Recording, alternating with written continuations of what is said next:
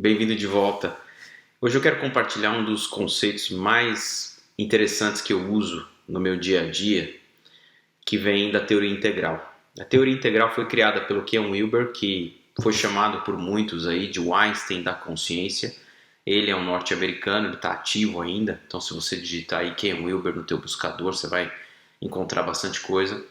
É um estudioso do desenvolvimento humano e uma das ideias que ele criou é a ideia dos quadrantes, o que ele chama de quadrantes. E eu vou tentar traduzir porque pode ser um tópico que se torna muito complexo, mas também tem uma beleza para a gente transformar isso num tópico simples, né, que pode ser aplicado no nosso dia a dia. O que são os quadrantes? Então, essa ideia de que para tudo, para um indivíduo, ou para um grupo de pessoas, ou para uma coletividade como uma sociedade, eu posso olhar o interno e o externo, né? O lado interior e o lado exterior. Então vamos começar com uma pessoa. Eu posso olhar para o lado externo da pessoa e perceber as aparências, perceber como é que essa pessoa é fisicamente, perceber características que dizem respeito à cultura, o local que a pessoa nasceu e tudo mais. Então eu posso olhar para o indivíduo do ponto de vista externo. Mas existe toda uma discussão que está muito forte hoje em dia e de algumas décadas já, que é o interior do indivíduo. Tudo aquilo que a gente costumava ignorar e hoje em dia está vindo à tona. Qual é o estado mental, o estado emocional dessa pessoa, a saúde mental, a saúde emocional dessa pessoa. O que se passa na cabeça dessa pessoa, quais são as crenças que essa pessoa tem. Será que essa pessoa está motivada, está desmotivada? Né? O que está acontecendo dentro da pessoa? Então toda essa linha de desenvolvimento da psicologia, da psiquiatria, das terapias, diz respeito a esse outro quadrante, que é um indivíduo visto do ponto de vista interno. Mas eu também posso adotar a mesma lógica olhando para a coletividade. Então, para dar um exemplo aqui de um país, eu posso olhar para o exterior desse país ou para o exterior de uma cidade e falar, puxa, esse país é um país desenvolvido, porque tem muita tecnologia, tem fácil acesso à tecnologia, tem capacidade de construir prédios e pontes e coisas super modernas, tem um sistema de transporte particular muito interessante. Ok? Então, mas veja que isso já é um outro quadrante, essa ideia de olhar para o coletivo, para o externo do coletivo. E aí eu também posso olhar para o interno do coletivo, que seria o quê? Pode ser, por exemplo, a cultura daquele país. Quando eu falo assim, a sociedade japonesa tem uma cultura que é muito diferente da cultura brasileira. Isso eu estou olhando para o aspecto interno da coletividade. Isso pode ser aplicado para uma equipe, isso pode ser aplicado na tua empresa, na tua carreira, né? Então você pode olhar, quando você vai ter uma conversa com o teu gestor, com a tua gestora sobre carreira, essa pessoa também tem um interior, ela também está em volta de preocupações, de sonhos, de emoções, de pensamentos. Como é que isso vai afetar essa conversa? A empresa também tem um interior, que é a cultura da empresa.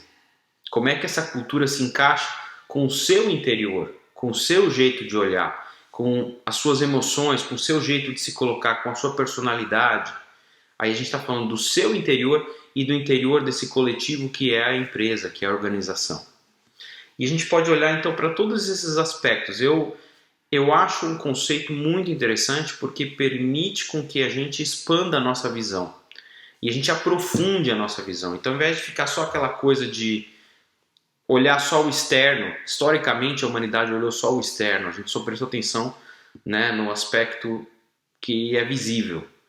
Mas, como eu disse, de algumas décadas para cá a gente está começando a prestar mais atenção para o aspecto interior.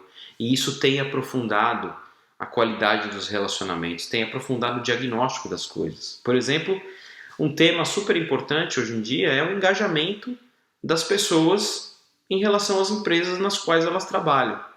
E o engajamento é muito baixo. Tem um dado recente do Instituto Gallup que mostra que Em torno de 20% dos funcionários dos Estados Unidos estão engajados com as suas empresas. 20%, quer dizer, 80% não está engajado.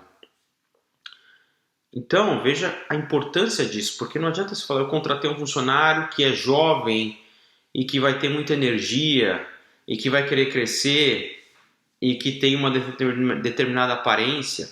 Ok, mas tudo isso você está olhando só para o externo. A partir do momento que eu começo a olhar para o interno, eu começo a ter uma perspectiva muito mais ampla para poder falar, poxa, mas será que essa pessoa é engajada? Será que essa pessoa está disposta a aprender? Será que essa pessoa está disposta a se desenvolver? Será que essa pessoa tem paciência para esperar as etapas de crescimento dentro dessa organização? Então veja que a discussão se aprofunda muito mais, tá? Então vou deixar aqui para vocês alguns links para vocês poderem conhecer essa teoria, que é a teoria integral, que daria para a gente falar muito mais aqui. Eu prometo que vou fazer eventualmente algumas lives para a gente se aprofundar nesse assunto, porque um outro aspecto é você combinar essa ideia de como eu enxergo através desses quadrantes. Então eu enxergo o lado externo, o lado interno, tanto do indivíduo quanto do coletivo, com a capacidade de evolução, a capacidade de desenvolvimento da consciência. Tanto da consciência quanto do aspecto material. Então, se eu olhar para qualquer país hoje,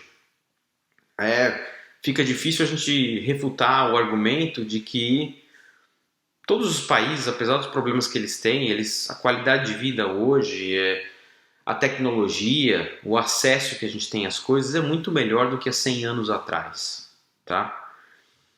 Então, essa é uma declaração muito forte, mas muito clara para a gente enxerga o externo. A gente sabe comparar o que é ter um acesso a um celular hoje versus uma época que celular nem existia.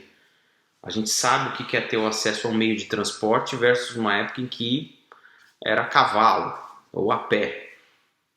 Mas essa mesma reflexão pode ser feita para o interior dessas coletividades. Então, será que o estado de consciência hoje de determinadas sociedades, determinados países, está mais elevado, mais expandido do que há 100 anos atrás? Eu tendo a acreditar que sim, porque exemplos existem aí aos montes, tá? Há 200 anos atrás, por exemplo, escravidão era uma coisa aceita em grande parte do mundo. Hoje é algo que é abominável, é algo que se acontecer, as pessoas vão sofrer penalidades, as pessoas vão ser presas e tudo mais. Então, você vê que a consciência, tanto individual quanto coletiva, também evolui. Mas isso tudo é uma discussão que vai ficar para um próximo vídeo, tá? Então eu vou deixar aqui os links para vocês, acessem. E é uma ferramenta que vai permitir com que você se conheça melhor e que você interaja com uma qualidade melhor com os outros também. Que você tenha uma ótima semana pela frente, se inscreva aqui no canal, deixe seu comentário. Um abraço.